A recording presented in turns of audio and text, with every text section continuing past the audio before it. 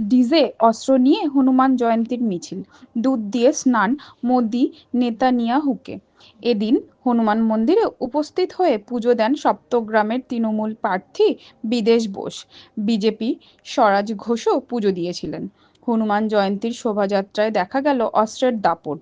হুগলি জেলার বাঁশবেড়িয়ায় বরাবরই বড় করে হনুমান জয়ন্তীর উৎসব পালন করা হয়। ভোটের আবহে এবারও দেখা গেল এই একই ছবি।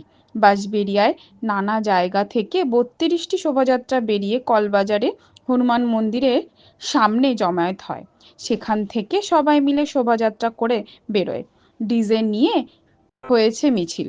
মিছিলে হাঁটা বহু তরুণ তরুণীর হাতে তরবারি সহ নানা ধরনের অস্ত্র দেখা গিয়েছে।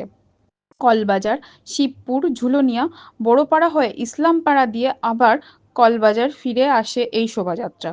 গোটা রুট ঘিরে কড়া নিরাপত্তা রেখেছিল পুলিশ। গোটা রাস্তার গুরুত্বপূর্ণ জায়গার মোড়ে মোড়ে পুলিশ মোতায়েন করা হয়েছিল।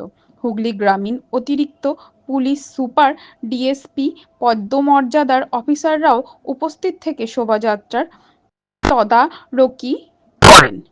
নিরাপত্তার জন্য জেলার অন্য থানা থেকেও ফোর্স আনা হয়েছে।